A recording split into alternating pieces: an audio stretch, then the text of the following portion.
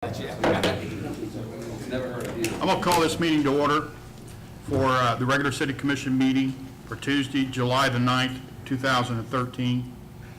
Pastor Richard Peckman from St. Paul's Lutheran Church will do the invocation. We'll then keep standing for the flag. If you have a cell phone, either turn it off or please put it on vibrate. Thank you. Pastor? Yep. Gracious Father, in this month of July, we come before you with thankfulness for our nation, for the many blessings and freedoms we enjoy. Grant that we might use our freedoms for the good of others. Provide to us leaders and citizens who work together to protect those freedoms. Give to our elected officials the wisdom to govern wisely. We pray especially for our mayor and commissioners as they deliberate and make decisions that impact our community. Protect those who protect us, those in the military, our police and fire departments, and other emergency personnel. Remember us in your mercy and provide favorable weather for our crops, especially the rain needed for our fields. Hear our prayers and answer in the ways that you know are best. We pray this in our Savior's name. Amen. Amen. I pledge allegiance to the flag of the United States of America and to the republic for which it stands, one nation, under God, indivisible, with liberty and justice for all. Thank you, Pastor.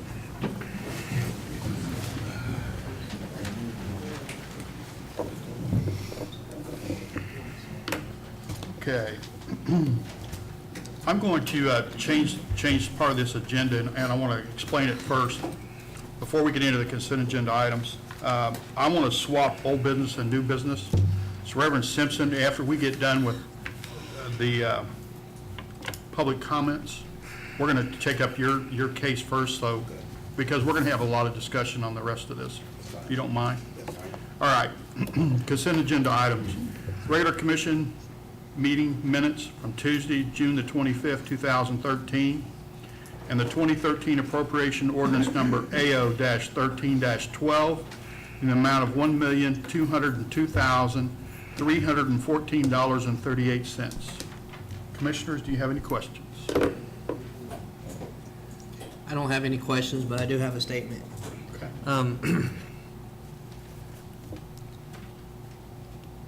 Being reference to the last point that I brought up last meeting, I just wanted to make sure that we were clear on the using local vendors. And I noticed again that we had another bill to an outside vendor, the same one that I pointed out last time. However, all those charges were made prior to me bringing it up last time. So I just wanted to make sure that was a recommitment. That we're committing to using local vendors, and granted in this appropriations bill, all those charges were brought up prior to the last time that we discussed this issue. That's it. Okay. Marcus, you have any? Jim? I've none. Don? I have one. Stephanie, page 11. We paid Coffeyville Collision Center $1,045.11. What happened? Police car? Was it a police car?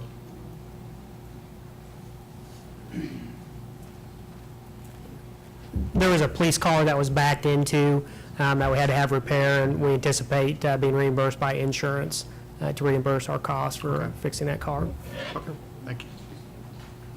I have no more. I don't have any. Do you have any? No questions. Move to approve the consent agenda as presented. Second. Motion was made by Commissioner Edwards and seconded by Mayor George to approve the consent agenda as presented. Commissioner Faulkner? Aye. Commissioner Williams? Aye. Commissioner Edwards? Aye. Commissioner Kessler? Aye. Mayor George? Aye. We have no public hearings, presentations, or proclamations. Next item on the agenda is comments from the public. If you want to come up and make a comment, that's fine. If it is about animals or animal ordinance, if you would wait when we get into that, and then you can discuss it with us then. Is there anybody else that wants to come up here and speak about something besides the animal ordinance? If you do, please step to the podium, name, address.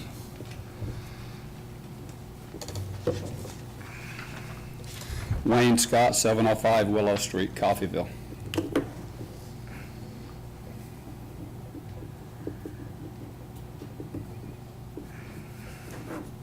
I'd like to bring up what I brought up last time, 2 weeks ago, for discussion. My second point kind of overrode it, and we didn't have a chance to discuss it, but I do believe what I'm requesting is a relaxation of the rules governing garage sale signs being put on the corners, directing people into neighborhoods. I do believe that is a hardship on the people having garage sales and those who are looking for them. I would like to explore the possibility that we can enforce guidelines to keep people from putting their signs on telephone poles and leaving signs up littering the street corners. But I would like to see us return to what the enforcement has been until very recently, that the property owner on the corner can determine if that's okay or not. And I repeat, I'm against the littering, but I believe that could be addressed in the form of, for example, the garage sales signs being on cardboard boxes. It can be put up only during the time of garage sales and taken down immediately afterward with the address of the garage sale on the sign so that any violation can be enforced. I don't know if you're aware, but we're looking into actually building, tell me if I'm wrong, if I remember correctly, is putting up a signboard where everybody can then post all of their garage sale signs in one place, and they would be able to check that. That's part of the solution that we're looking at right now. I did hear that brought up 2 weeks ago. It's my impression that people that shop garage sales do not want to go way out of their way. They're incidental stops. If they see a sign pointing into a neighborhood, that increases the customers to the person who needs to dispose of personal property and the convenience to the person shopping. Well, see, I'm hearing the opposite. I've had people come to me and say, since the Journal, the way it comes out now, they're having a problem because they can't see them all at once, so they know which ones they want to go to. Right. And they're asking for us to put up a special place where all they have to do is pull up, and they can get up there and write down the ones they want to go to and then find it. Oh, yes, sir. I do not see it as an either or. I'm certainly not against that. Just asking for a return to what the enforcement was previous to 2 or 3 weeks ago, when the more rigid laws that are in place started being enforced that were not enforced before. Anyway, just wanted to bring it up. Okay, That's a possibility. thanks, Wayne. Appreciate it. Anybody else?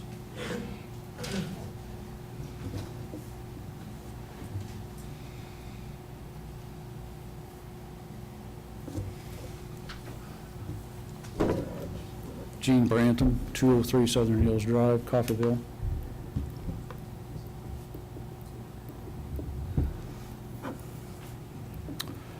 I would like to see all the stoplights, with the exception of 11th Street in Coffeyville, taken down downtown. That is a royal nuisance to have to go down there and wait on a stoplight when there's no other traffic coming in any direction. Bartlesville is a bigger city than Coffeyville, and they've gone to stop signs all over town, with the exception of Adams and one of the north-south streets on the east side of town. And I've got to believe that the stop signs or stop lights in this town have got to be a lot of maintenance. And as I say, they're a huge nuisance, because I do a lot of driving around downtown. I do deliveries, and I have to drive through downtown and put up with the lights, and I hate them. There is one in particular that I do not like, and that's the one by the post office. I sit there forever. Yeah, the one And I over think there on that one 7th needs to be a Street. blinking light or something. So anyway, and then I have to agree with Max Williams. I don't agree with him on a lot. But I have to agree with him that that light down there at Lyric and 11th Street needs to come out. There's, and my biggest gripe with it is that since it's a traffic-operated light, we have way too many NASCAR drivers in this town who think they have to get as close to that left-hand curb as they possibly can. But when they do that, then they set off the timers or the traffic control for the north-south light. So then you have all the traffic on 11th Street sitting there, waiting on that light, and no traffic is coming north and south. So Walmart's gone, I don't know if we're gonna get something else in there. If we get something else in there later, fine, put the light back up. But for now, let's just take those lights out. Well, Gene, I wholeheartedly agree, but it's not up to us. That is a federal highway, or that's in the state of Kansas regulates that. And in fact, they're the ones that tell us whether or not we can keep that light or whether or not we can move it. I would like to see us move it, but it's not up to the city commission itself.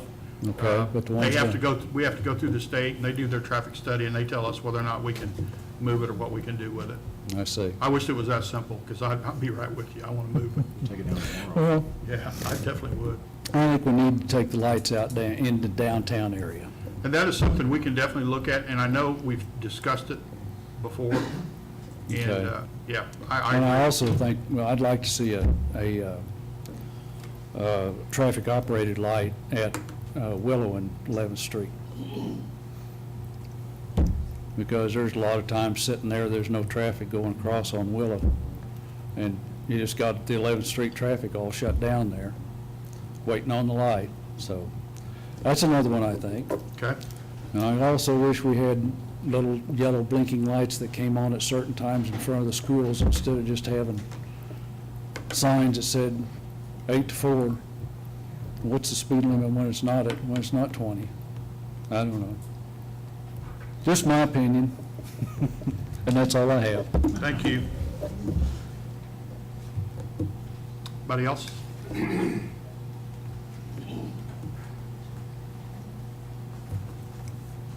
Commissioners, Mayor. Tasha Williams, 2203 West 2nd. I've been quiet for quite some time. This started back in October. But I know I've done my research, and I've studied long and hard hours over this school zone. I actually appreciate you bringing up the school zone. I'll make sure the public knows. My son's the one that was hit by a car in the crosswalk.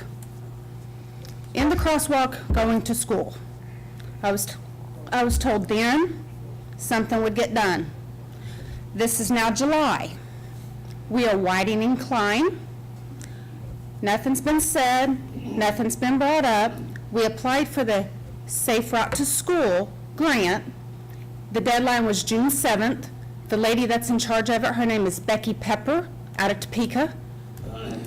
Actually, the other thing that I wanted to bring up, Chief, just so you know, there's another program that's out there.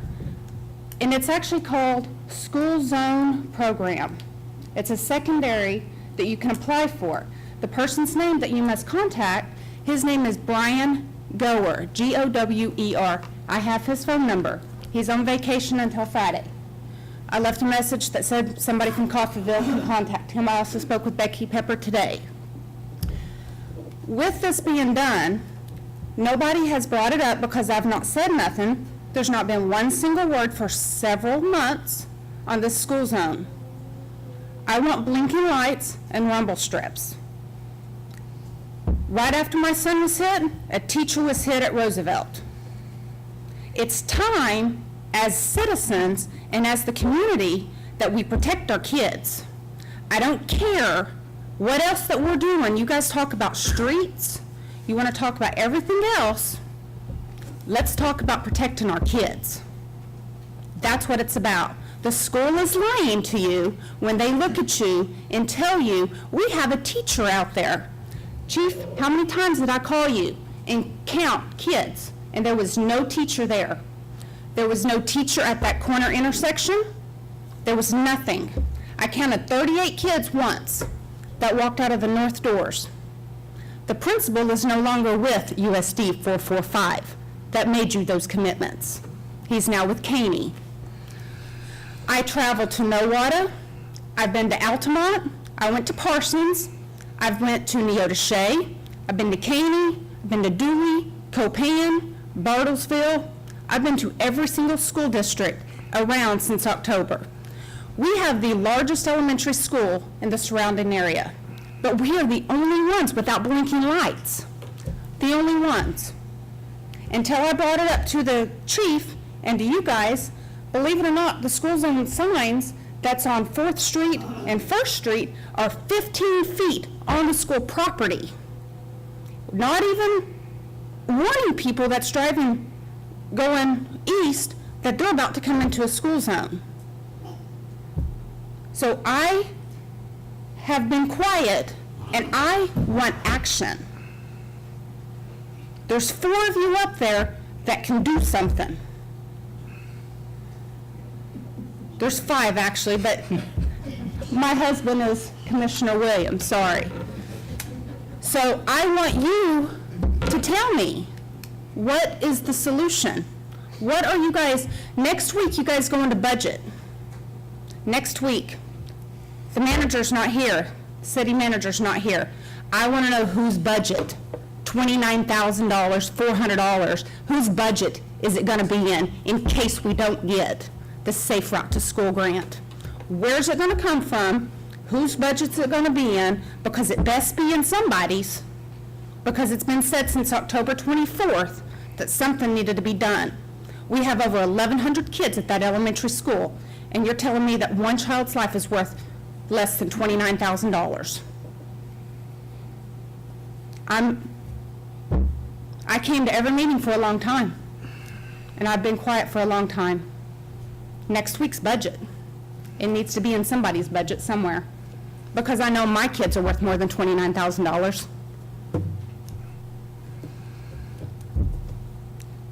Solutions? Because this is what I get when I come up here. I need answers, I need feedback. Chief, do we know when the grants are going to be made out of that we've applied for? Actually, I can answer that. Becky Pepper said that they won't be awarded until the end of August. And Coffeyville's on the low end of the totem pole because of the level how we applied. Because there's very, very, very little funding in stage 2 of the Safe Route to Schools. Very little funding is what Becky Pepper said today when I called her out of Topeka. I'll be more than happy to give you her number so you can talk to her.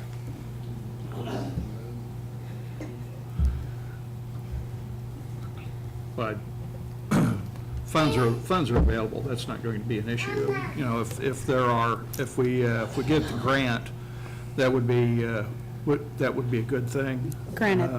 However, we do have funds available to accommodate this. Thank you, Jim.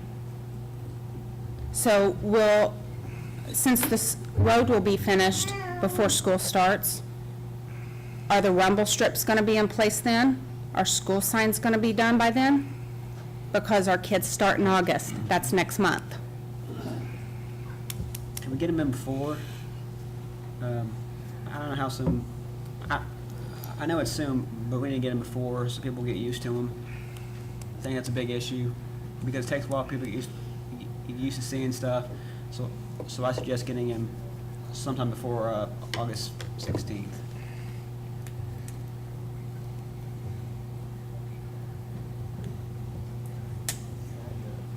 Anybody else?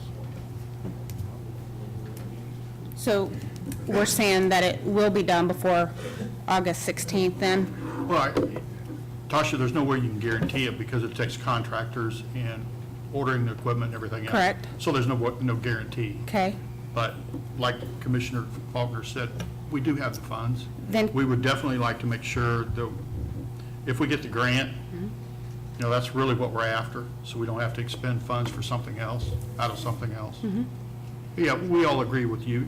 You know, our children are worth a lot more than $29,000. And you can't put rumble strips on Klein Road because that contract's already been let. So the other streets, I wouldn't see a problem with that. Klein Road, you wouldn't be able to. So why can't you on Klein Road? because the contract's already been let, and you can't go in and change it because it's a state-funded project. Okay? Isn't that true? Chuck's not here. Yeah, Chuck? It is state-funded, that's correct. So even though it's a state-funded, once they're done with their project and they're done, they're out, it's Coffeyville's road and street, we're not allowed to, Why would you want to put, just a question, why would you want to put rumble strips on Klein Road when you already have a crossing guard there? because we have one crossing guard for 4 corners of the school. There's also right there at, by Klein, when you're coming down Klein, going south, there's only a sign. I would like to see rumble strips further up that says, hey, you're about to come into a school zone. That's where I would like to see it. Do I want it right in front of the school? No, that doesn't serve the purpose. But I think that there's a long stretch of road between Woodland and First Street, and I would like rumble strips there that says, Are there rumble strips at the other schools that you went to? If so, which ones? in Caney, there's rumble strips, showing that you're coming up to a stop sign as soon as you cross the stop signs. Those aren't for the school. Those It's, are- but it's those are 35 for miles an hour intersection. right through there. The school's also not right directly on the road, The rumble strips are on the traffic once you get past the school for the intersection. coming and going both ways. There's not rumble strips beside, but there is speed bumps, which you guys says we cannot do because, we have to clear the roads and stuff. So that's what I first asked for, was maybe some speed bumps or something, and due to like the clearing of snow and ice and stuff, it was said that maybe rumble strips would be better. But there aren't any school zones in those school areas that you've been in that have rumble strips. No, but they just do have speed the bumps. flashing- the Speed flash- bumps and flashing lights is what they have. Right. Okay. Thank you. Thank you, Tasha. Anybody else? Excuse me, I just got a text message from our city manager who is watching tonight. He's home with the flu. Started with one of the kids, and as you with, those of you with children understand, that's the gift that keeps on giving. One gets it, the whole family gets it. He says, we can add them if we need to, even on Klein. That's from Gary Bradley.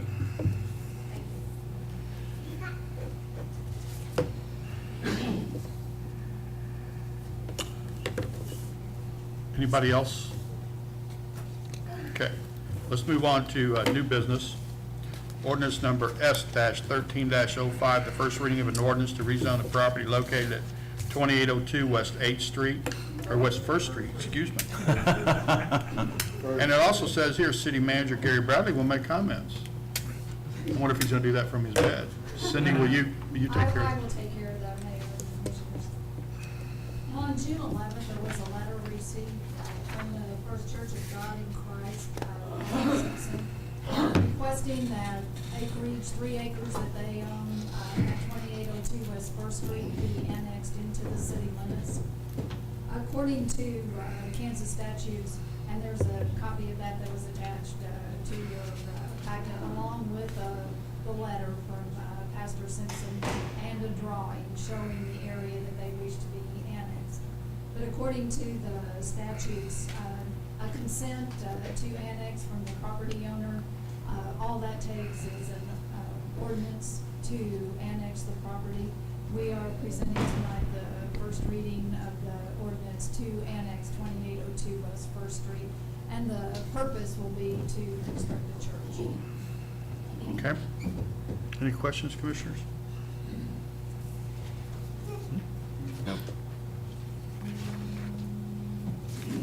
I'll accept, we're all. I'll move to approve ordinance number S-13-05, first reading of an ordinance to rezone property located at 2802 West First Street. Second? Don, was that, did you second that? Motion was made by Commissioner Faulkner and seconded by Commissioner Edwards to approve ordinance number S-13-05 for first reading. Commissioner Kessel, Aye. Mayor George, Aye. Commissioner Edwards. Aye. Commissioner Faulkner. Aye. Commissioner Williams. Aye. All right, let's move on to old business. Discussion on the animal ordinances. City Attorney Paul Kreitz will begin the discussion. I will attempt to begin the discussion, and it's hard to know where to begin. I guess a good place to start would be just to remind you that our current ordinance provides that the owning, keeping, and harboring of vicious animals is already prohibited within the city limits. And by definition, vicious animal means any animal which, by virtue of its breeding, training characteristics, behavior, or other facts, which the owner is aware has a propensity, tendency, or disposition to attack without provocation, to cause injury, or to otherwise endanger the safety of human beings. In connection with our discussion tonight, we did poll other cities, got pretty good feedback as far as breed-specific legislation in other cities. And as you saw from my memorandum, 13 of the 18 cities that responded have breed-specific laws or restrictions of some form or another. Some outright ban certain breeds, some set conditions or limits as far as what a person would have to do in order to harbor or keep or own a certain breed within the city limits. Examples of those are within the information in your agenda packet, and I included samples of the city of Chanute, I believe, that just simply prohibits or bans, in this particular case, pit bulls from the city limits of Chanute. Other cities have chosen, as you saw from my memorandum, to address the issue more from a standpoint of comprehensive dangerous dog ordinances. The ones I gave you in the packet were examples from Lenexa and Topeka. The one from Lenexa is kind of unique in that it addresses the dangerous animal issue from a civil standpoint rather than a criminal type standpoint. The burden of proof in their city is to prove that a dog is dangerous beyond by a preponderance of the evidence rather than beyond a reasonable doubt. It allows owners of dangerous animals to take measures to confine the animal and insure the animal and other conditions that would allow a person to actually keep a dangerous animal if a hearing officer was to make a determination that an animal was in fact dangerous. But otherwise, animals in those cities are destroyed, euthanized. I guess where you are is at a point where you need to decide whether or not to enact breed-specific legislation. You certainly can do so. I made reference in my memorandum to you about the Hearn case. That was a case that went all the way to the Kansas Supreme Court and banned pit bulls. And the Supreme Court has said in that 1989 case that you can certainly enact reasonable breed-specific legislation if you want to. If you do decide to enact breed-specific legislation, then you need to decide if you're going to ban specific breeds altogether or establish conditions for owning or keeping the affected breed. Options would be to establish confinement requirements, fencing requirements, insurance requirements, sterilization requirements. The city of Wichita and other cities actually have microchip implant requirements, and whether or not to grandfather licensed animals that otherwise would be banned. A majority of the cities that I looked at, in fact, when they enacted breed-specific restrictions, they said that if a person had an animal that fell within the description as of a certain date, they were allowed to keep that animal until the animal died. They couldn't replace the animal. Several cities had enacted ordinances in the mid-'80s, 90s, and had come back later and actually just banned breed outright because they assumed that all animals that would have been grandfathered would have already passed away. One other issue I wanted to bring up was the tethering issue, and I provided you all with a sample anti-tethering ordinance from the city of Topeka. That ordinance basically allows a person to continuously tether an animal for no longer than 15 minutes without supervision. It has specifics about how much the tether can weigh, and other restrictions that we can get into if you decide you want to enact such an ordinance. But, you know, I think at this point, the issue is whether or not you want to enact breed-specific legislation, and if so, in what form. Okay. Thank you, Paul. The public is welcome to come up and speak. I do have some rules. You get 2 minutes, and try not to harbor a point. If somebody makes a point, you don't need to remake the point. If this thing gets rowdy in any way, I will have you removed from, if you want to speak, you need to come to the podium, name and address. You cannot be, don't be speaking out in the crowd. Again, that disrupts the meeting. Commissioners, we also have people from the Animal Society here to answer any questions, and we also have our animal control officer here. I requested that he come for sure because I knew we might have some questions for him. So if you would like to speak, please come to the microphone. Name and address.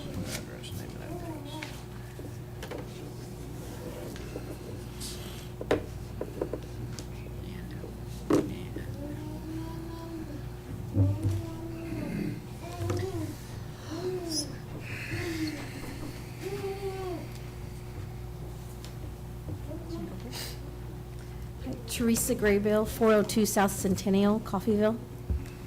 And my daughter had an experience with pit bulls that she was wanting to talk about. We are in favor of banning pit bulls and would like to see more animal control. There's a lot of times that the animal, we make phone calls about animals on the loose, and it's either after hours or on the weekends. And there's no one available to take care of the animals. And it's both on the animals' welfare and the children's welfare. Do you want to talk about yours? I'm Hannah Graybill, 402 Centennial, Coffeyville, Kansas. And I am in 4-H, and one of my projects is calves. And last year I had 2 calves out at my grandma's. And we moved them into town, and we put big railroad ties around the edges and inside of town. And 2 pit bulls rolled the railroad tie over somehow and got in and punctured them to death. They didn't try to go in to eat them for food. They just did it for the fun of killing them. And I feel like if I would have been there when they would have come every time I was feeding them, I feel like I could have been in danger, and my mom could have been in danger. And my family and I have checked around other towns to see which one have banned pit bulls, and it is Independence, Caney, Tyro, Edna, and Parsons. Coffeyville and Coffeyville are the only ones in this area that have not banned them yet. Okay. Thank you. Thank you. Thank you. Thank you, guys. Thank you.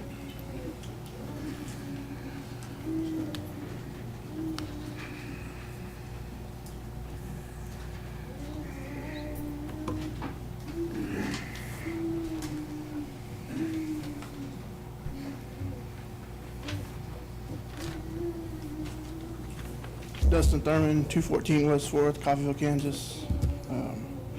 Commissioners, Mayor, I'm all for the provisions on like fencing and stuff like that.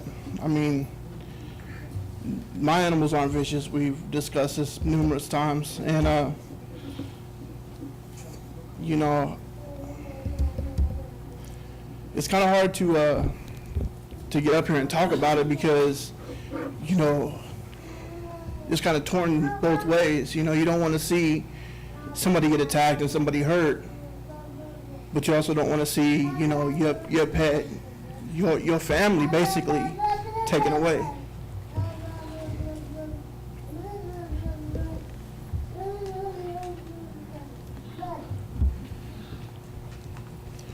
But You don't want to lose part of your family. exactly. And I mean, and it's not so much the fact that, you know, all these dogs are bad. I mean, I can bring up numerous points where not all these dogs are bad. And we've talked about this in I don't know how many meetings.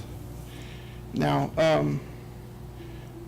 let's do something with the ordinances on controlling them first. Let's not just jump to the, let's get rid of them altogether, because like he said, numerous cities have done the, let's control them. Let's try something else, because it's not the dogs. I mean, it's bad ownership. It's not the dogs. I mean, you can say all you want, the dogs were trained to do this. Yeah, they were trained to hunt. I mean, that's what they were for. They're head dogs. They're trained to hunt. They're trained to take down what they're sent after. I mean, it's not the dog's fault that it mistakes, you know, a little kid or an individual as something. That's poor leadership on the dog owner's part. I mean, the dog was trained, the dog was bred for hunting. That's what it was made for, that's what it's for. And banning pit bulls and pit bull lookalikes, I wish I would have brought a copy of a paper that has 25 dogs on it. I guarantee it, there's not one in here that can pick the pit bull out of the pictures. And I had a hard time. I picked the wrong dog. So you want the animal control officer or somebody to tell you, hey, this is a pit bull. He can't do it. I mean, there's no way. There's too many dogs that look like it. There's too many breeds that are mixed that look like it. And you know, I'm sorry that some of these happen to people, but I haven't had anything happen to my dogs. My dogs are around other dogs. My dogs are around kids. My dogs are out there in the public. I take my dogs to LeClaire and watch baseball. And I hope I mean, I know you guys have been good about it, and you guys have talked about it, and we haven't jumped to conclusions, and I thank you for it. And I appreciate you guys for doing that, and not just jumping, hey, let's ban them, get it over with. You guys have listened to our opinions, and I appreciate that, very much so. And Dustin, I know this is a very emotional issue for you, I can tell, and I think I speak for all five of us when I say we appreciate that you've been up here to speak to us several times, and you've kept a cool head when it would have been easy not to, and I appreciate the input that you've given. I really do. And I really do appreciate it. You know, we've been to a few places that haven't let anybody talk. Yeah. And I really do appreciate that the five of you are up here and you're really listening to both sides of the story. And I thank you for it. Thank you. I'd like to ask, how many pit bulls do we have registered now in Coffeyville versus when we first took up this discussion? There were 39. I'm curious to know how many we have now. There were 39 when I first checked, when the commission asked, and since June 1st, there's been 18 more known pit bulls, American bullies, or bull mixes that have been registered. Chief, from a police standpoint, what's your suggestion? We've made some recommendations to Paul on some changes to the ordinance that we would like to see. Nothing real controversial, just looking again at the definition of vicious animal, comparing it to some of the other city ordinances. We think we can come up with a better definition, where we don't necessarily have to wait till a dog actually bites somebody before it's declared vicious, and some improved procedures to the process of dealing with vicious animals. We've made those recommendations. And we also support the restriction in the tethering of animals. We find a lot that, and Paul can tell you cases where we've got vacant houses around town, and people will sometimes use a dog as their security system for this vacant house and chain them to a tree out front or out back of this house, or even put them inside the house, and the dog just lives their life like that on this vacant house. So we would definitely support any legislation that would restrict or limit that.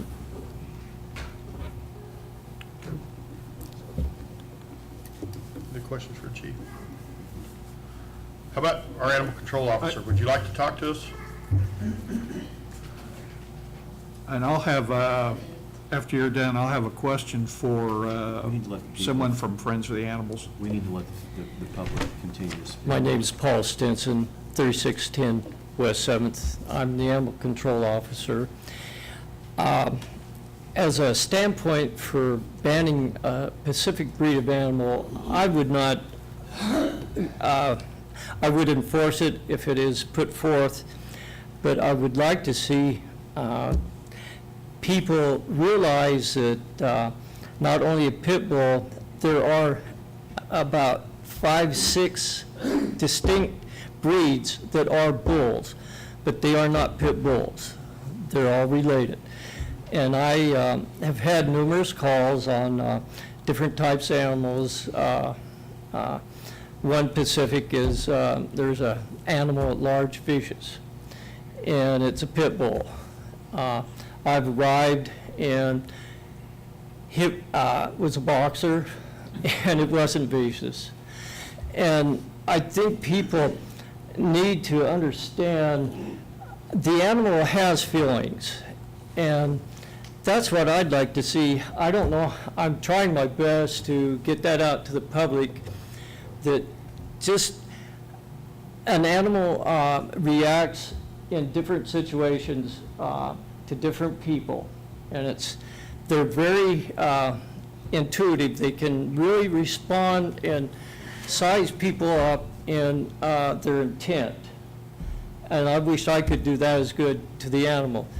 And I always assume that a dog, I always respect all animals, because I do feel that if you push them into a restrained area, you're going to get bit.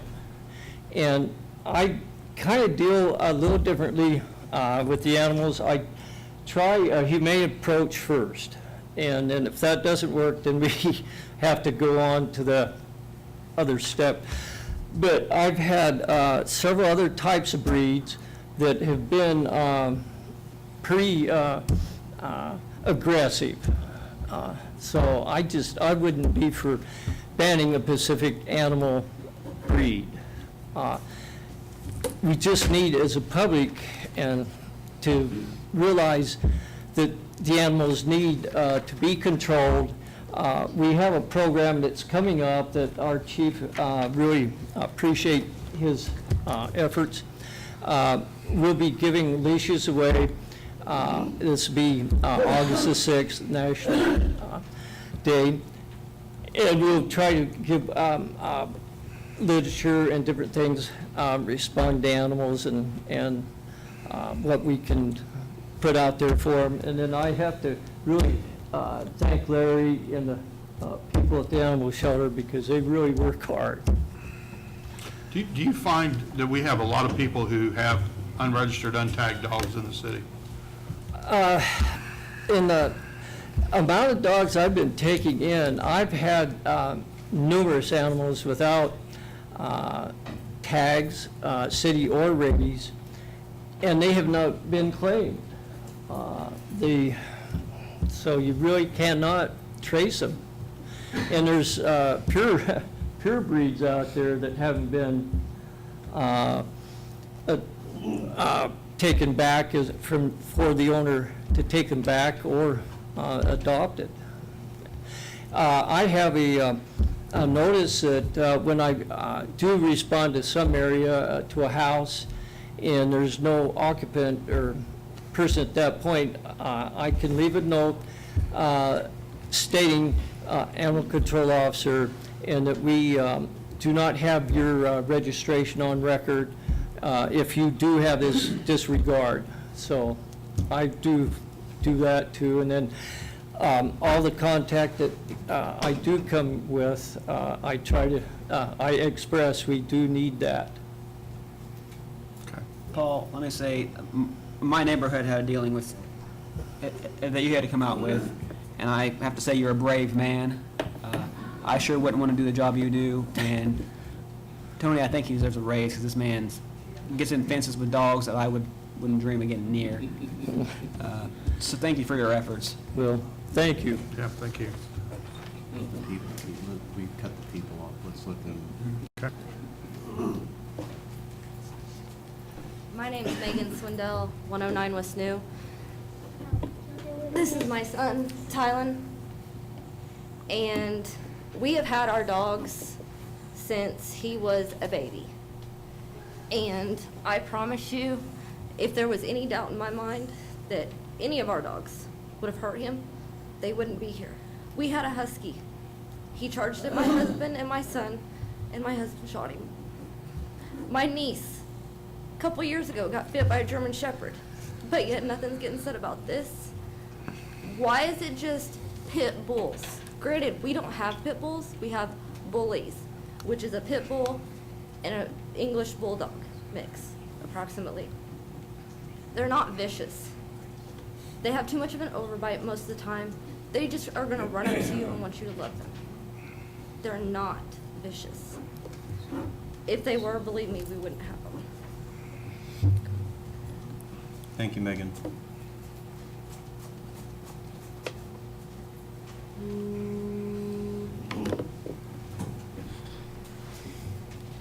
My name's Teresa Austin. I live at 227 West Broadway in South Coffeyville.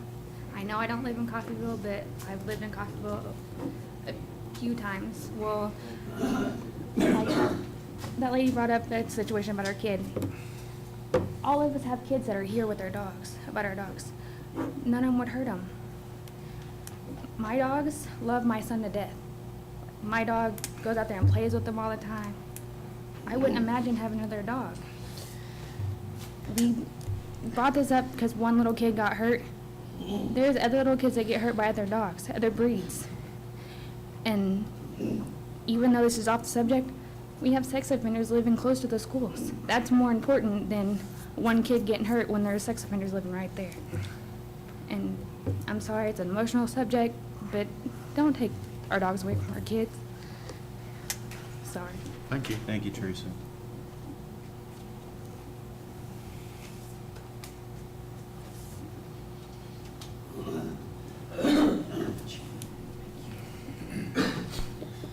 Wayne Scott, 705 Willow Street. I am currently for banning dangerous dogs because I haven't heard an acceptable alternative. I do register the animal control officer's comments about training the public about how to behave when a dog is loose, but I also know that every person's not going to do it correctly. I hear the owners of dangerous dogs saying it's not the dog's fault, it's the person that handles it, and I'm willing to acknowledge that to a point, okay? But until I hear how in the world we can keep stupid people from owning the dogs, or make sure all of the general public who don't own dogs know how to react when one gets loose, until then, the only alternative I see is to ban dangerous dogs. And am I for isolating one specific kind of pit bull? No. I would like a study done, a team put together to determine what dogs are dangerous and give them the authority to make a decision to protect the public. Because what we're currently doing is not working. And I do believe that the way to approach this decision is not to have the city council make a decision based on what goes on in this room, but to make it a ballot initiative so the average person who shows up to vote on whatever he votes for can have the option of voting one way or the other on that, so that the majority of the citizens of Coffeyville, so that their wishes can be enforced.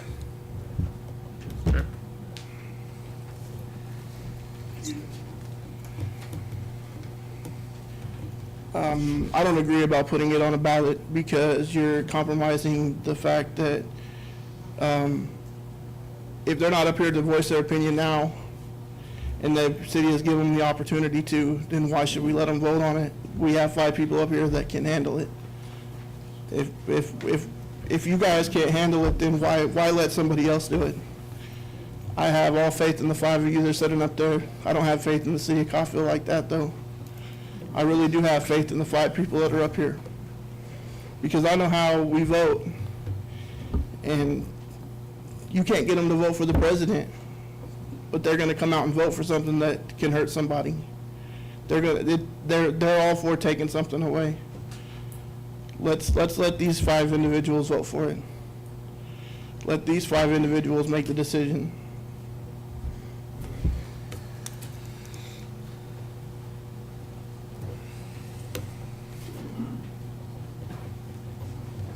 Lisa Ruark, 1114 West 4th. I'm sorry, your last name again? Ruark. I got 2 pit bulls that's registered here in this town. My pit bulls is not dangerous.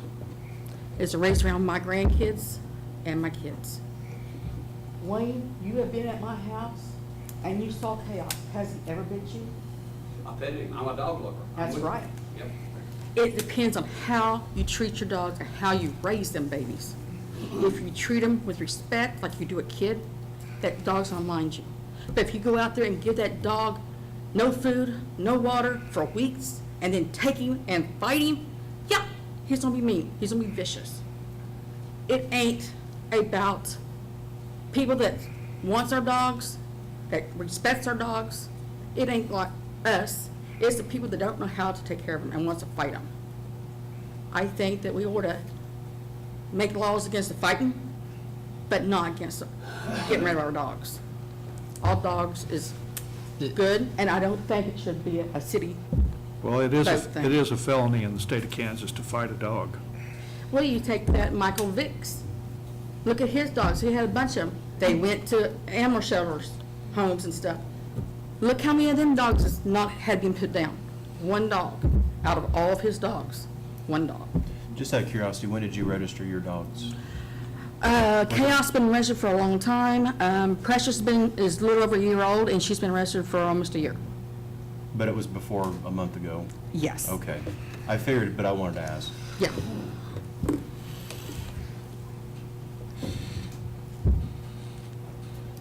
You guys got any questions? I don't have any questions. You guys can come to my house. My little dog is in the house. She's a female. She'll let you know when somebody's at the door. Yeah, she'll run to you and greet you. My granddaughter is 3 years old. 2 months ago, I had the stove on. I didn't know the kids was even in my house. She was laying in my doorway to my bedroom, right beside the kitchen. She goes up and moves my granddaughter out of the way of the stove because I had the stove door down. Blocked her from getting burnt. Now you tell me, if a dog's going to save you or harm you, it's how you treat them and how you raise them. Thank you, Lisa.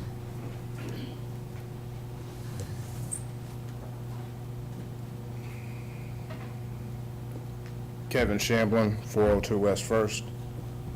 I asked a question a few weeks ago, probably 3 weeks.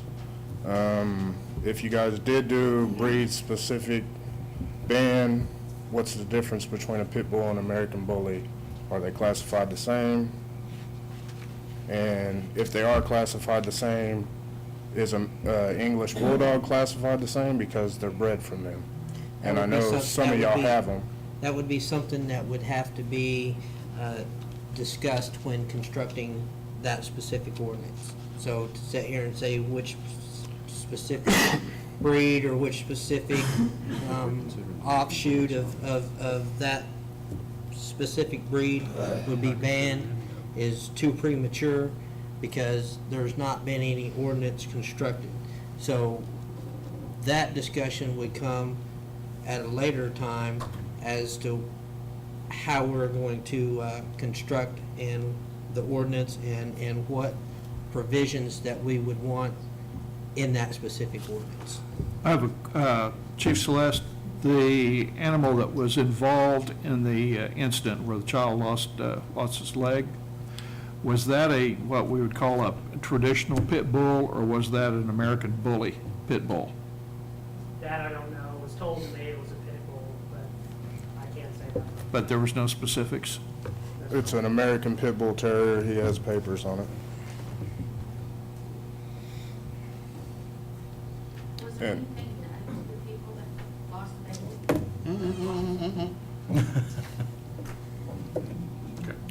Also, if you guys did do a ban on dogs, how much money do you intend on spending to train somebody to identify what a pit bull is? As much as we need to. Okay. And in addition, there was a point that was brought out in our city attorney's memo to us. The director down at the animal shelter is trained in a specific assessment referred to as a SAFER assessment test that determines the level of aggression, potential aggression of a dog, and it's graded, actually gets a letter grade from A to F. So we have someone who is trained to make that assessment.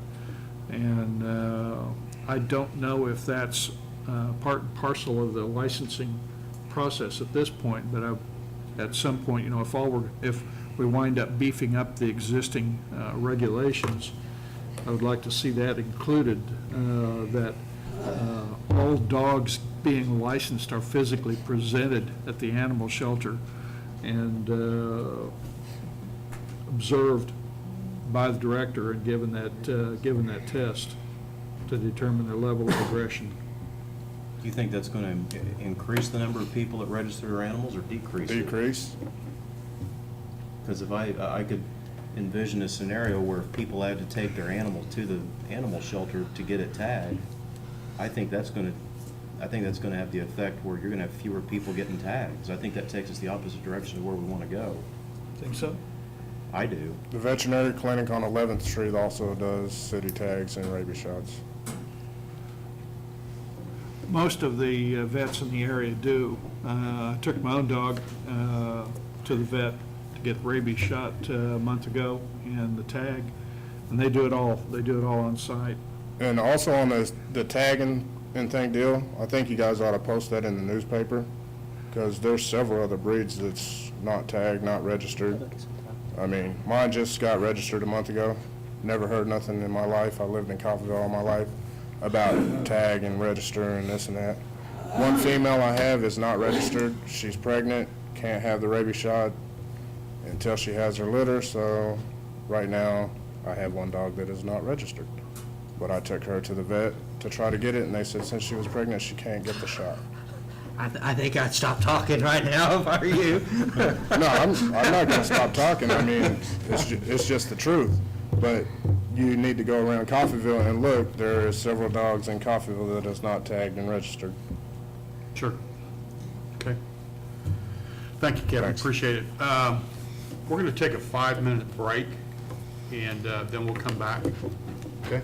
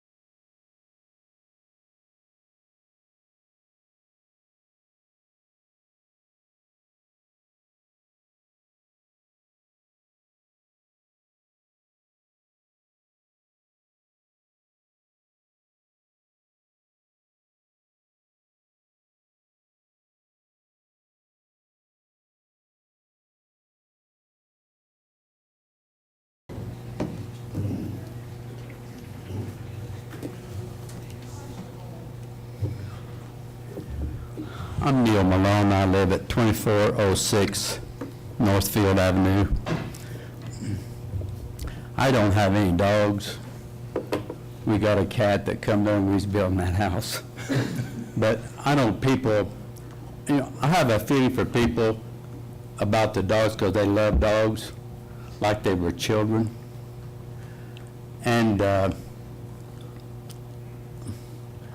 definitely wouldn't be for banning any kind of a pit bull or a bulldog. I think somebody suggested that, they do some other things first, like make sure they're fenced in good, and things like that. I know people that have dogs and they love them, but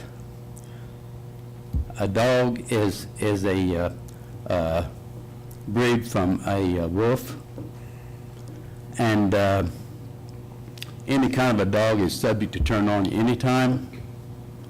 And I don't think it matters how they were trained. Like they say, if you starve one and because you want it to fight, maybe win, that's not good. But I've never been bit by a dog, and I'm not afraid of dogs, and I've never run from a dog. But I know little dogs have nipped at my heels, and have scared me. And I think a little bitty dog can be just almost as vicious as a big dog. I mean, as far as a bite, and if the dog hasn't had its rabies shots, it's going to be real dangerous. If I could quote Mr. Craven over here in the article he did in the newspaper, if I'm going to be mauled by a dog, my chances are better with a Chihuahua than with a pit bull. Most certainly. That's right.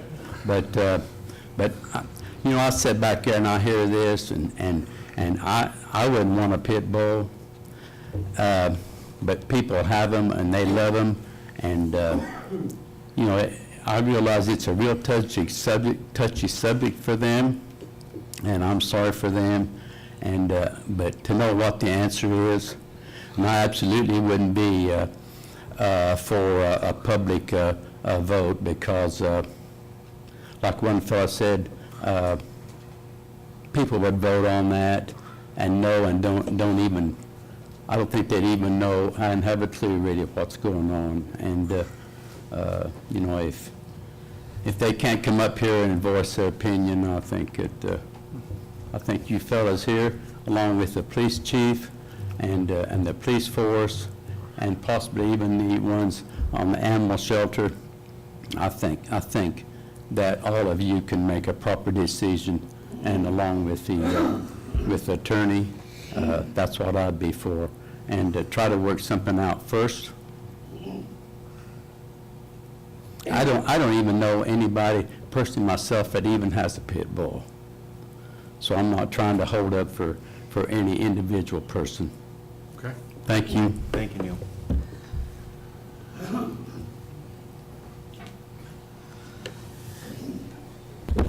Daniel Weber, 1507 West 4th Coffeeville. Reminiscing as I was sitting there, decades ago, a half century ago, as I recall, we're at the same place we were a half century ago. Now, it's a cotton-picking shame that we have to continue discussing the same thing without any positive direction that occurred over a half century ago, as I recall. Now, gentlemen, I don't mean to chide you. That means kiddingly scold. But either fish or cut bait on this issue. Please do that for the people. Please do that for the public, the newspaper, the city manager, your predecessors, and your future commissioners. Fish or cut bait on this issue, because I swear to God, if I live another 50 years, you'll be discussing the same cotton picking thing. It happens over and over and over again, and I'm just as serious as heart attack. Either fish or cut bait on this issue, because it's totally asinine that it has to continue on. Please consider this and get her done. Make it happen, guys. Make it happen. You can go down in history in this commission, in this town, if you make a decision. But I have a hard time finding commissions that can make decisions. They keep procrastinating over and over and over again. And gentlemen, that's the cold-blooded truth. There's people in this audience that can think back about a quarter or half a century ago. And I think they followed the commissions. And I think they will concur with what I'm saying. So please, fish or cut bait. If you live 50 more years, you'll go down in the history books. Sir? I said if you live 50 more years, you'll go down in the history books. You know, when I was a kid, my grandmother told me a story. We had an old donkey, and I kept hitting that donkey in the head. And she said, you know, some of these days, that old jackass is going to have reincarnation. And I just heard him. Your 2 minutes is up. Damon, Well, Thank you. you made that remark to me, so I got to give it back to you, but I still love you. all right, thank you, Damon, Thank we you. appreciate your comment. But hey, just do something. We're going to. I know, well, I hope so. You know, hope in one hand and do something in the other, you know, which fills up the quickest. Dustin, is there anything different that you want to add to this? Yeah, I need to apologize for a comment that I made. Okay? I let my emotions get to me. No offense to the people of Coffeyville. It was, I kind of didn't come out the way I meant it to come out. I meant it to come out that, you know, they're not going to come up here and listen to it, or they're not going to watch it on TV and they're going to vote not knowing the issues. I know what you meant. You meant that we've been reading a lot of materials on it, pro and con, and a lot of people won't put that much effort into learning the issue to make a good vote on it. Yeah, that's what I meant. It just didn't come out the way that I had meant it to. I'm just thankful it's somebody else other than me that stuck their foot in their mouth tonight. Thank you, guys. I knew what you meant.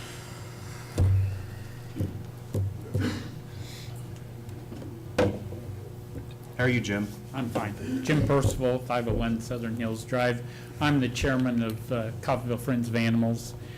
Mayor George asked me if I'd come up and give our opinion. We really don't have an opinion. We don't, I mean, we're against abuse of any animal, and we see it in all breeds. So we really don't, on this issue. We deal with pit bulls, we deal with chihuahuas, we deal with all of them. And I have a chihuahua at home that I got from the shelter to tear your leg off. He had teeth, so you never know. Okay. Thank you, Jim. Anybody else?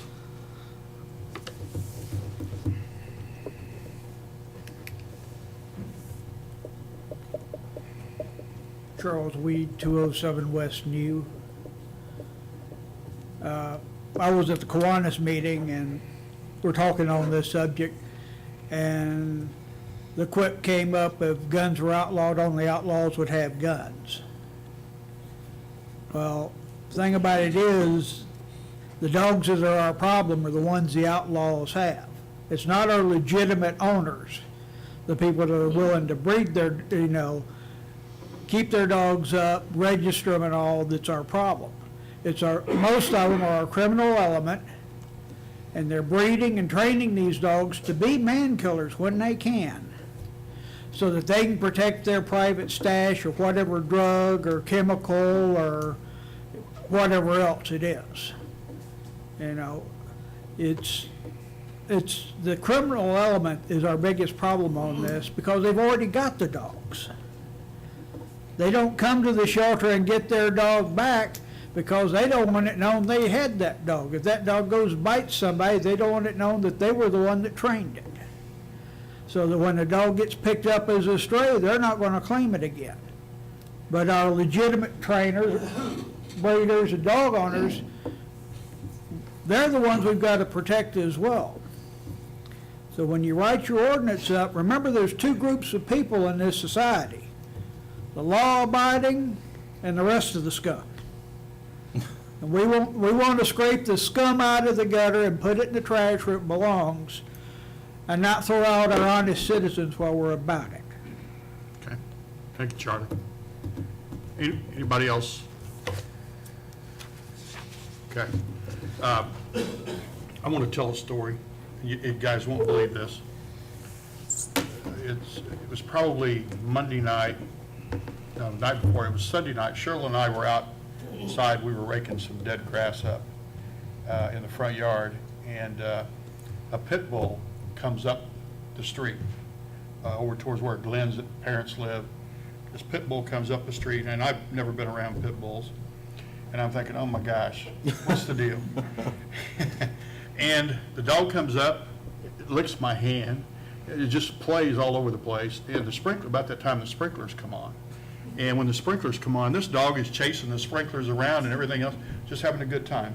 The dog was not aggressive in one way. He didn't know Cheryl and I at all. But it was stray. What really upset me was the dog did not have tags on and was loose. But being vicious, that dog was not vicious whatsoever. My story. Now, let me ask a question from the commissioners so we know how to move on with this subject. I would like a consensus to see whether or not we have enough here to, if there's enough votes to ban pit bulls. If not, then let's move on and start working with Paul and the chief on discussion then of maybe how we can tighten ordinances. An outright ban on all pit bulls? Yeah. No. No. No? No? Yes. Okay. Since we don't have a full deal then, my suggestion is, then do we need an actual vote? No. Okay. Then my suggestion is, then we move on and start working on something to tighten the ordinances that we have, or maybe even go so far as to tighten the ordinance on what we call vicious dogs and how they should be kept in a fence, and maybe look at insurance and stuff like that. Fencing, insurance, focus on No responsible ownership, beefing up the existing ordinances, painful levels of fines for failure to comply. I don't think that's gonna do any good. I think that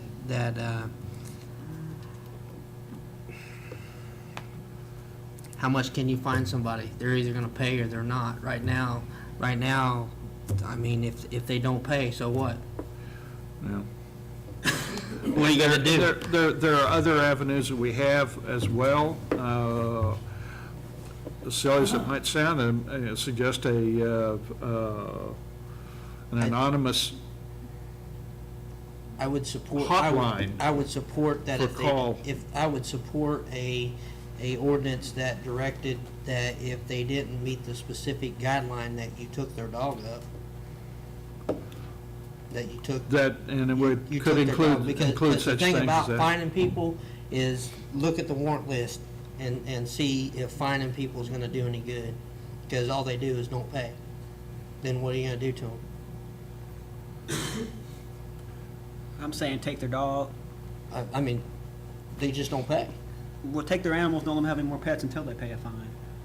Well, that's taking their dog up. Well, That's- but I feel that there's negligence, and we keep on letting people who are bad to their dogs keep on having dogs.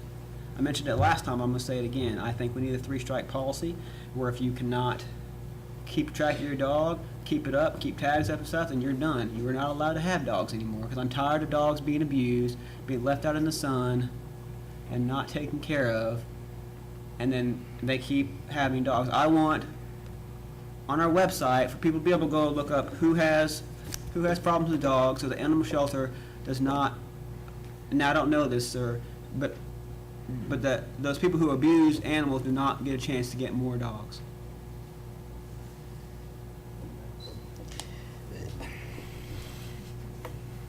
I think whatever we do, we need to make sure we stay in close contact with Chief Celeste to make sure that we don't pass anything that's not enforceable. Because the last thing we want to do is mess this up to the point where we're back here in a year or 2 years trying to tweak this thing again. And I think we also need to be realistic about the fact that we do have a limited amount of space in our animal shelter. Today, for instance, what are you, at 50% capacity, 80% capacity, 100% capacity? 80. And how many days? We're full. We're pretty much full. Okay. And just out of curiosity, how many days do you, I just realized Becky's here. How are you doing? Good to see you.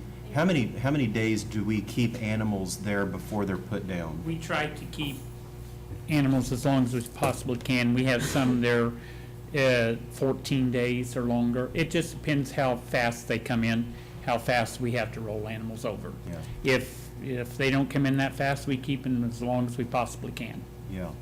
Okay. But sometimes they just come I in like faster. that answer, because I remember back in the day, we were only able to keep them a few days and they were being put down. Well, the way it is we have to keep them 3 days. Right. To satisfy the law. Right. Then they become our possession. Yeah. Then we can keep them as long as we want, and we keep them as long as we have room. Okay. Thank you, Jim. Paul, I did a quick look. Our existing ordinance, Chapter 6, as far as I can tell, there's nothing there about tethering. Is that correct? That's correct. That needs fixed That immediately. needs to be fixed. Well, let me make this suggestion.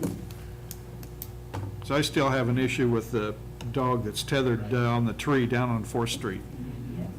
Can you and Chief Celeste sit down, bring us back what you, and show what you want to change in it, and let us look at it, or send it to us and let us each one do some tweaking to it, or whether or not we agree to it or not, and then bring it to us, and and with the animal control officer, if these guys, the Humane Society wants to put some input in it, fine, but give us something to look at. I'm another one, I don't believe in tethering. I don't like that. I think that's cruelty.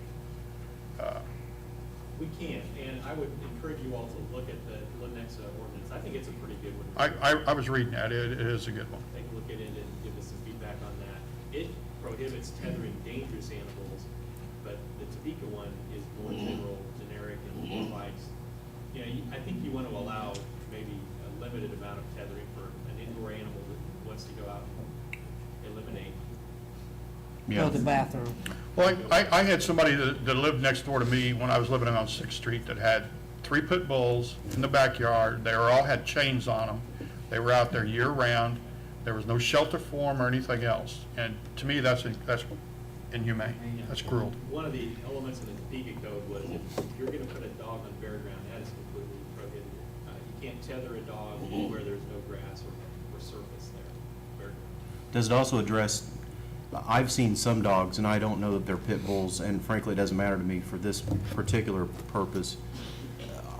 Just as tethering, in my opinion, is inhumane, I also feel like keeping animals in very small cages is also inhumane, and I would like to see whatever we do address, there needs to be X number of square feet for an animal to roam free in, because it's a big deal if you're not tethered to a 6-foot chain if your existence is a 4x8 cage, So I'd like to see us address that also. And I want to say again, and this is absolutely, positively not negatively meant towards our ACO or our police department.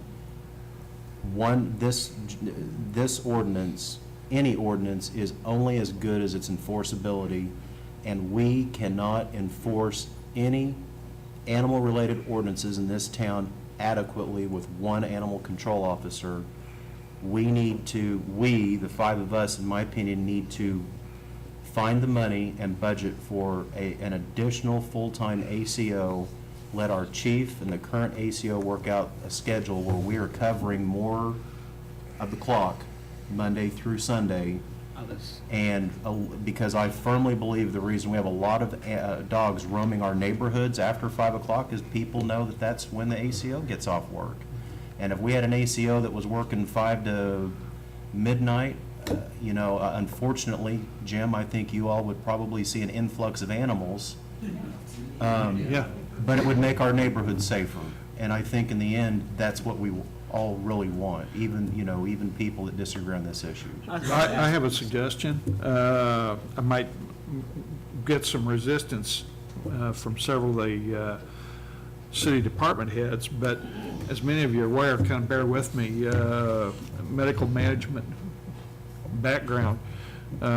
Doctors in their offices have what are referred to as physician multipliers, nurses and aides and staff that, and PAs and nurse practitioners that provide them with additional staff in the office to take care of a high level of patients. Well, we've got that built in right here as far as animal control is concerned.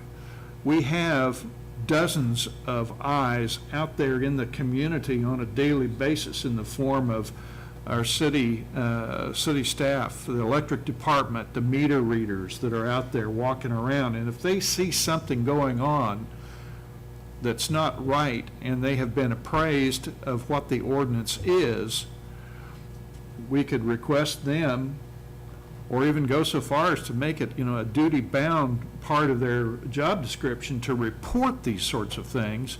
I know a specific case where a meter reader, one has told me where he's seen five pit bulls caged in a backyard. And he knows that none of them are tagged or licensed. And just the process of going to the end of the house to read the meter, he sees the dogs. So, we have additional assets available there to supplement and help animal control do that. Perhaps we do want to go ahead and hire an additional animal control officer, but we do have other eyes available. Okay. I agree. If we can't have a full-time staff, I like to have at least a weekend one, because I've had a lot of problems on the weekends where I've seen dogs out and not being able to do a thing. But Mr. Faulkner also mentioned a hotline. I don't know how well that would go over, because I think a lot of people don't want to be snitches and say stuff, but I think it's time we need to step up as a community and say, It could be anonymous. yeah. I think they already have that. I think they have the crime tip hotline. They can call 24 hours a day and leave a message. I'm not sure the community is that aware of that. That's just because the that city's program. lacked. That's just because the city has lacked the responsibility of promoting that. Then let's promote it. That sounds good. Okay. Anything else on this subject? So we will have an ordinance to vote on first reading at the next meeting. I wouldn't go so far as to say first reading. Personally, I'd like to have the draft in a text format rather than a PDF format. That way I could, can add and change and put additional items in. Can't you do that, though, by Goodreader? PDF allows you to... You can't modify. You can insert notes, but you can't modify the document. You'd have to use Adobe Acrobat Pro if you've got it on a desktop. I'll send something out in Word format. Is the consensus of this group to only deal, in a new ordinance, to only deal with pit bulls specifically, or American bullies? I mean, where are you guys wanting to draw the line? I think it should encompass all animals. My and- personal feeling is vicious dogs. And Yeah, vicious dogs, because, I made a wisecrack at the last meeting about doggy DNA, and someone else has already mentioned it too. It becomes difficult saying what kind of a mixed breed is it. So it has to be couched in the terms of a vicious animal. If I remember right, it was Lenexa ordinance was the one that really delved into what vicious dog was, and the process that the city had to go through to call it a vicious dog. And to me, I would rather see that direction, because there's too many different breeds. And we were just talking about pit bull. My parents used to have Doberman pinchers, and them dogs can be vicious. I was bitten by one when I was a kid. So I hate to say pit bull only when I know what a Doberman pinscher will do, and it's a vicious dog as far as I'm concerned. And my brother had a chow that looked at me sideways for about 2 or 3 days until he decided I was okay. Had me worried. So there's not a consensus to do any breed-specific ordinances? Okay. Would you like to talk? South Coffeyville, they, like the police officers, when they call in, there's a loose dog running, some of the officers in Southtown pick up some dogs. I don't see why that'd be. So do we. We do the same. I've called in, I don't remember what kind of dog it was, but over by 4th and Elm, and no one ever came to get it, and it was running loose for like 30 minutes, and I sat out there and watched it. So, Yeah. that- Unfortunately, sometimes the police officers have other things they're doing, they can't get there as quick, and that's why I feel we need another ACO. I seen a cop drive by right after I called it in. But you don't know where they were going. They might have been going to a domestic dispute call, and you kind of have to weigh Yeah. somebody who's already in danger against a dog who might cause it. There's a lot of things we don't know in situations like that. That's all I have. But I understand where you're coming from. Thank you. Okay. Commissioner Williams, I would like to mention, and this gives us an opportunity to promote what we do have on the website. There's a specific location on the city's website that you can report an animal at large and put the details in, and that goes specifically to the animal control officer. But don't you have, anytime you report a concern on the website, don't you have to register your name and your Yes, and address? there are some that put them in anonymous. That's just not very much fun. And that's what we were discussing, is that we were discussing anonymous reports in a hotline. And that's when we mentioned the crime tip hotline, and you can remain totally anonymous, and I'm sure that they probably don't have caller ID hooked up to it. So, and even if they did, you can still block your number, so. Well, the NSA is looking, so. Well, yeah, but. There's nothing anonymous anymore. Okay, let's move on then. Thank you all for coming tonight. Yes. We won't be offended if you want to leave. The rest of the meeting's going to be pretty We boring. appreciate all your thoughts.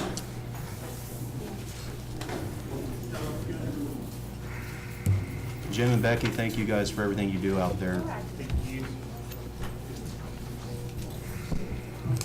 All right, comments from commission and staff.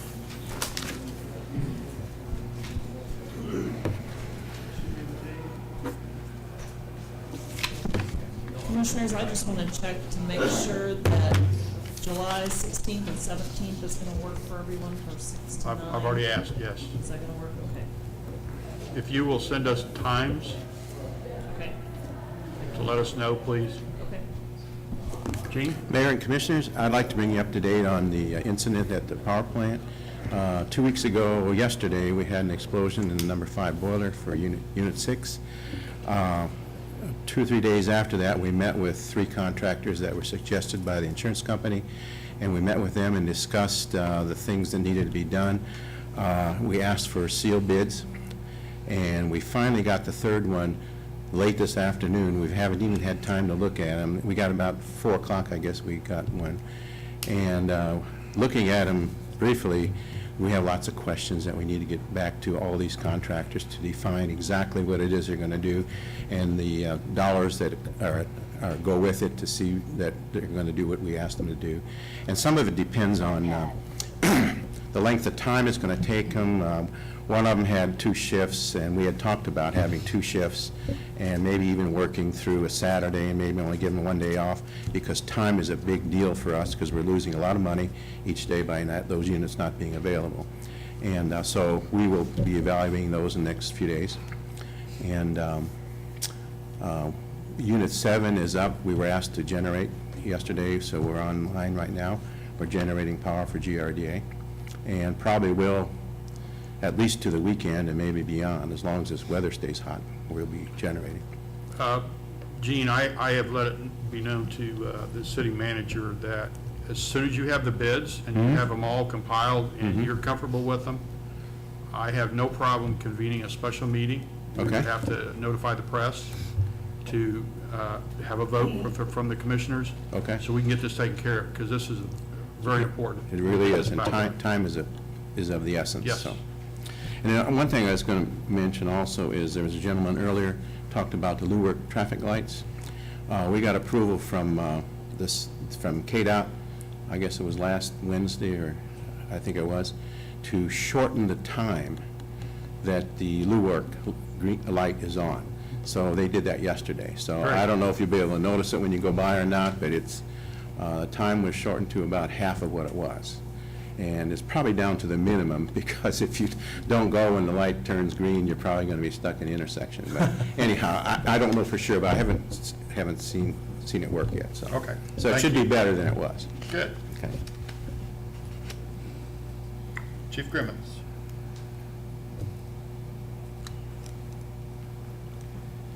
Mayor and Commissioners, just wanted to let you know that if you go downtown and look at the north wall of the Isham's building, that the painting is complete now. That was done by some off-duty firefighters. Great. Tell them thank you. Good job, good job.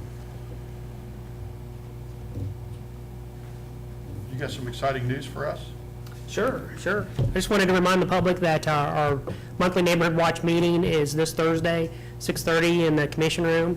And also again to announce and remind the public, our National Night Out, which Police Department is sponsoring here in Coffeyville, is August 6th. It will be up at the Aquatic Center, free swimming from 5 to 8:30, and a lot of different events, so we invite the public to come out. Tony, can I get some flyers so I can pass them out at Boys and Girls Club? Absolutely. Don't you have an announcement to make? Maybe. You want to tell him what it is? Oh, yeah, absolutely. I'm sorry. The police department had an opening. As you remember, Commander Diane George has retired, and I am proud to announce that Captain Dennis Andres is our newly promoted captain for that position. So we're glad to have him. He's obviously a long member of the police department and is going to do very well in that department. So, thank you. That means you get a raise, right, Dennis? So is, A little bit. so it's no longer captain, he's now commander? Is that correct? It's actually the other way around. It's now a captain is the title of the position. Captain is the title of the position? That's Okay, correct. thank you. So do you want to get up and make any comments to the public? No, especially. All right. How long have you been with the city? 28 years.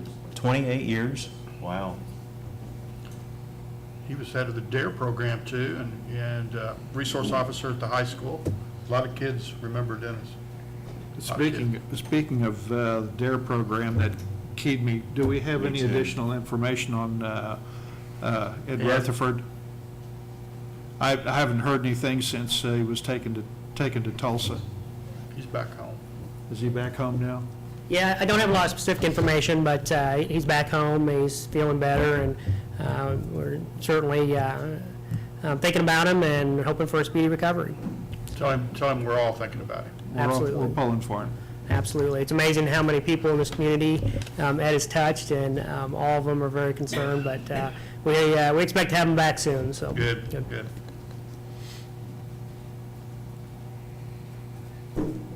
Just want to remind everyone that the cleanup day is August 3rd. The utility bills that are going out, we'll have the flyer inserted, and we'll give all of the details. Anybody that would like to volunteer needs to contact the Red Cross 251-1050. Okay. Anybody else? Staff? Commissioners? Do you have anything? Are chickens allowed inside the city limits? With a permit, I'm sorry? with a permit. I remember when you come in that one day, I was in that meeting. They have to meet some. How many chicken permits do we have out? Is there a chicken There's probably a limitation? dozen or so. They have to meet the requirements of being so far away, where they're pinned from the neighbors, where the neighbors actually live. But yes, there's several.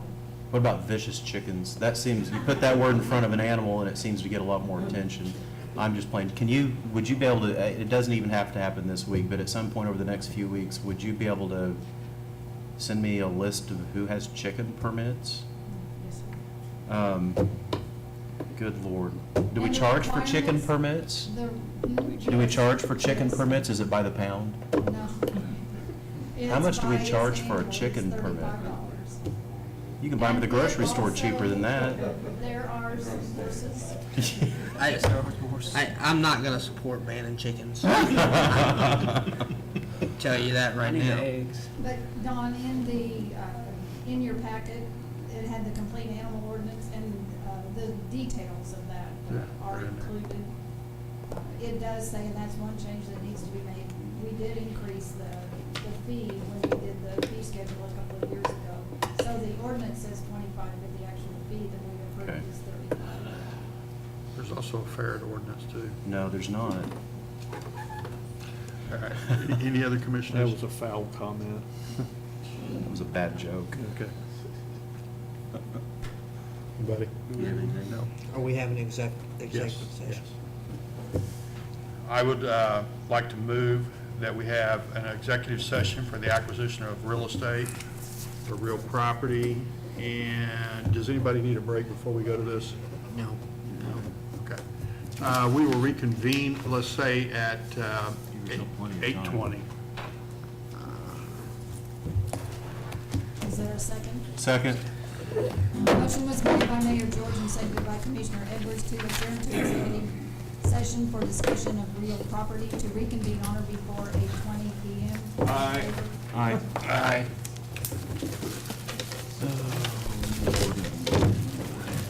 I think we got